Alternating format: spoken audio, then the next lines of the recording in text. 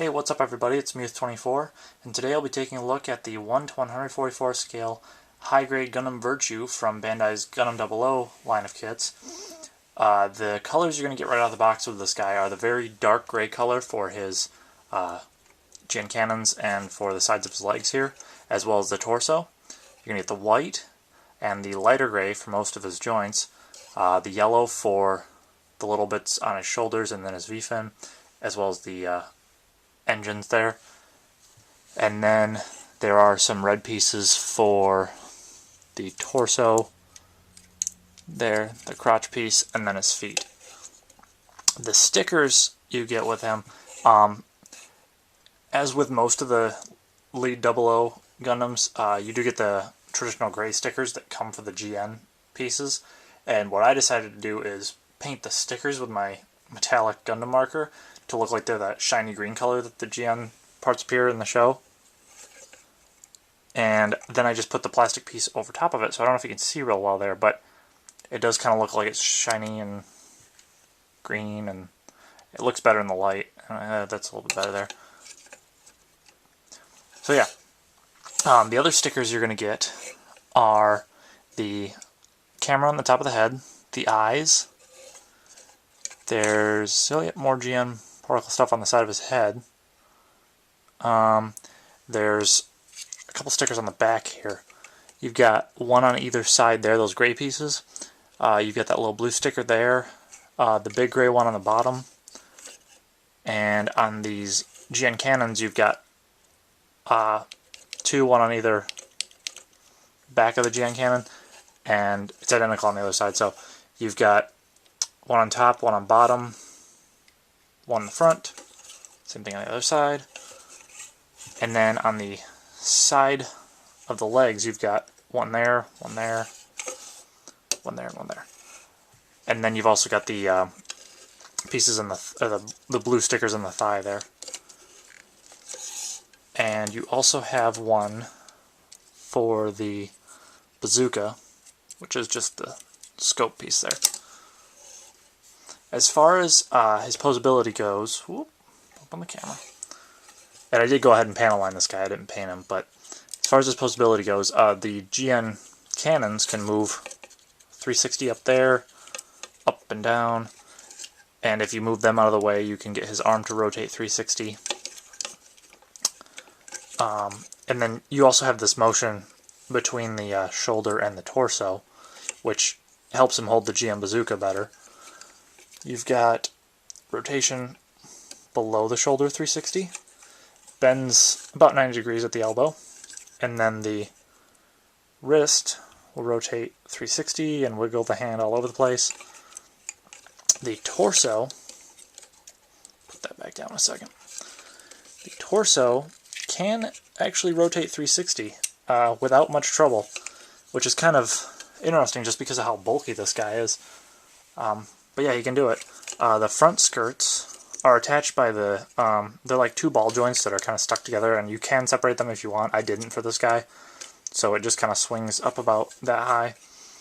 And then the legs can only go so far, just because of how big they are. So you can go that far forward, that far backwards, that far out, which is actually pretty impressive as far out as it goes. And then bends at the knee about 90 degrees. There's a little foot guard here that doesn't really move a whole lot. I mean, it can move up and down, but it's more there just to make the foot look a little bit bigger. That can rotate 360, move back because there's a joint up a little bit higher in the foot that moves separate from the foot, the foot's ball joint. And then, of course, the ball joint itself can move up and down and side to side and what have you. So for as bulky and just big as this guy is, he has some pretty good articulation, much better than I was expecting.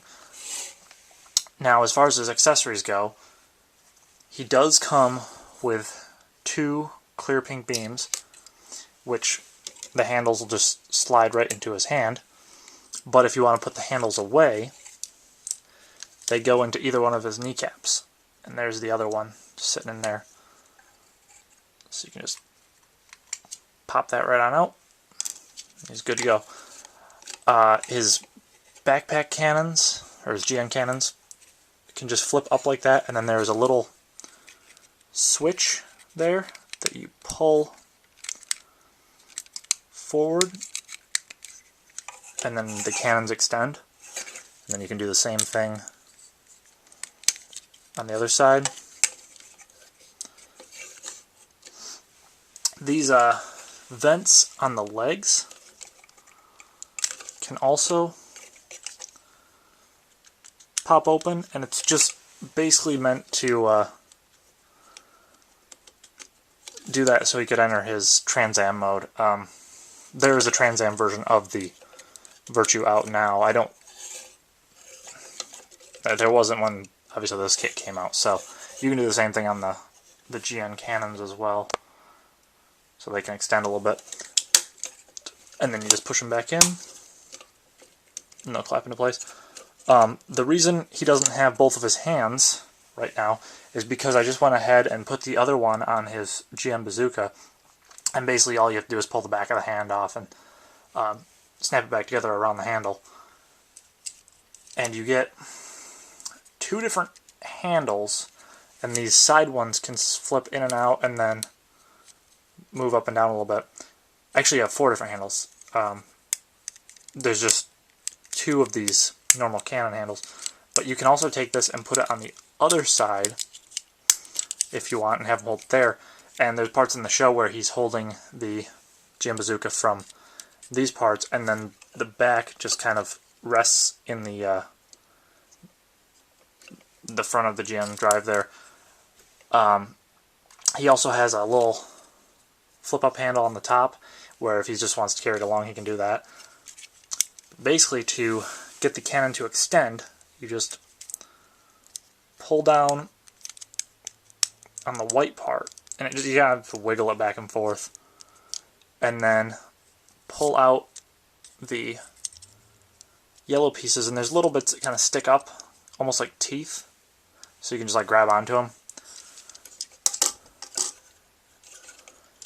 And then you can stick it in his hand. And he holds it pretty well. He definitely holds it better if you have both handles on at the same time. Then the weight doesn't go down as far, and then the back of it's resting in his chest area there. But he still holds it up pretty well. I mean, it'll take a while before it falls down completely, just under the weight of the bazooka, or yeah, the bazooka. The instruction booklet just kind of has a shot of him firing his weapons. You got some specs on the mobile suit, and then the pilot Tierra air day. More shots of the mobile suit with all of its different accessories. And then it's talking about the bazooka there. Shot of the back side. And then the interior, just kind of the instructions. And then more of the instructions on the back and how to attach them to an action base and everything. So, I believe I picked this guy up for about 15, 16 bucks. I picked him up right after Season 2 of Gundam 00 had started, so he was still a fairly new model kit at the time. You might be able to get him cheaper now. But yeah, he's definitely a good buy. I was surprised because when I was watching the first season of 00, I was thinking, well, if they make a model kit of this guy, it's not going to have that much posability, but actually it does. It has a surprising amount of posability, so there's a lot of detail. There are a lot of stickers, which could be kind of some people might not like that, but it could be a deterrent for some people. But you do get a lot of colors straight out of the box. He doesn't require a whole lot of painting. I went ahead and panel lined him, but he looks pretty good straight out of the box as you get him. So, other than that, yeah, I mean, if you like Gundam 00, go ahead and pick him up.